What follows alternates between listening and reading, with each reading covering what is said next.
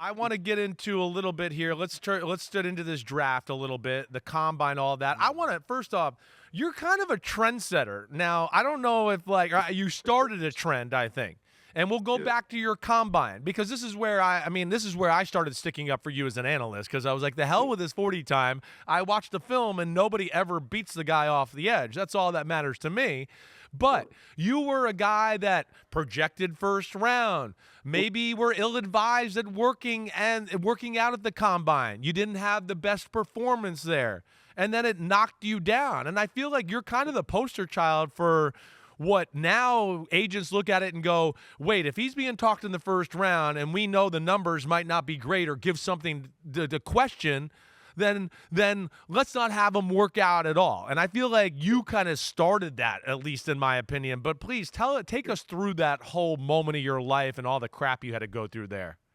Yeah, no, I mean it was very difficult, man. As you said, just because I know the type of player I am, and I knew my capabilities coming into this league. I had blocked so much first round talent, and talented players and defensive ends that were, good players in the league. And so it was frustrating for me. I was very disappointed in myself, honestly, with my performance because, I say I came in the league with a shit stain. You know what I mean?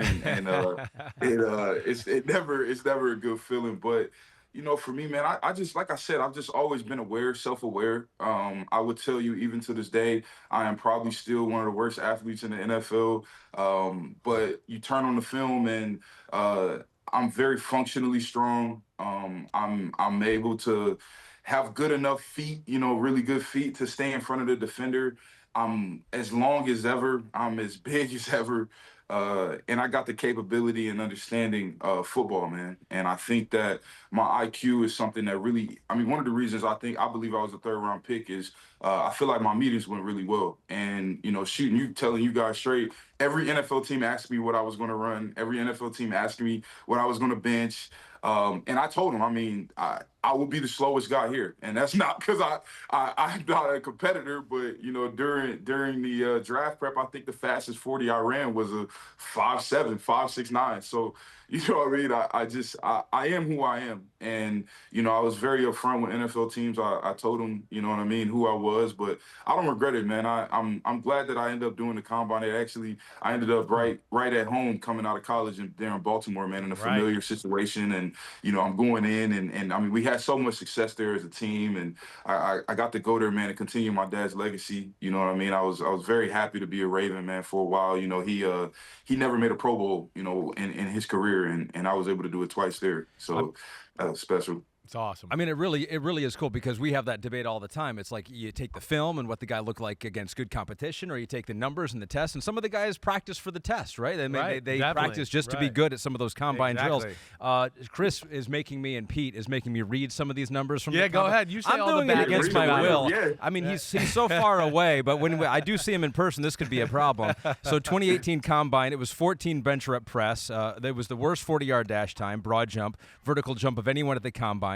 Mike Mayock, and this is not me, this is Mike Mayock, said the 5.85 40-yard dash was, quote, historically bad time. And so it was all those different numbers. Was it that, you think today, if you were to do some of these combine things, like that's just not the player that you are. The things that you do not translate to what they're testing for at the combine. And how many other players fit into that category too is kind of an interesting question.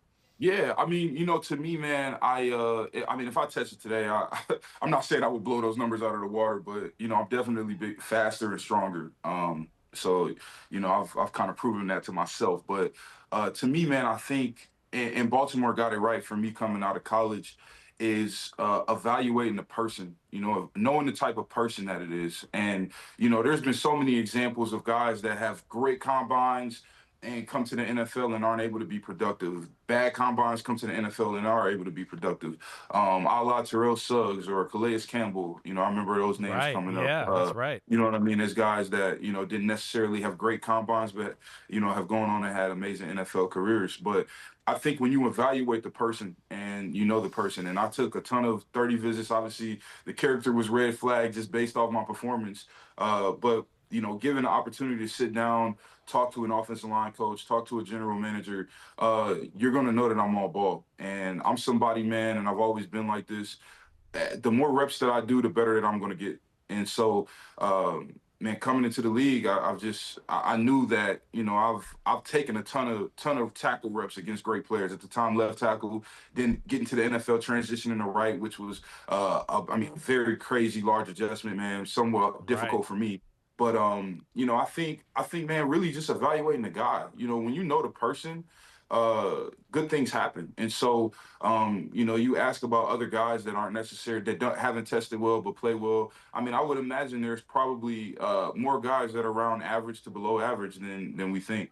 I don't disagree with you there. You're right. Because at the end of the day, especially with your position, 6'8", 345, moves his feet, arms are long as hell, 35-inch arms, right? And that's really all you need to be a great left tackle. Okay, yeah, sure. If you can run a little faster straight ahead, sure, that's icing on the cake. But at the end of the day, you're drafting the guy and this guy to protect your franchise quarterback, and that's what you want him to do, and that's where he's built to do that. Thanks for watching Chris Simms Unbuttoned. Hey, just because the season's over, it doesn't mean we're over. We ain't going anywhere. The NFL never dies. We're staying right here. Hit subscribe. We got every NFL move. We'll react to that. Plus, Chris has got 4,719 draft prospect profiles to do. Thanks again for watching. Subscribe. You know where to find us. Peace out, homies.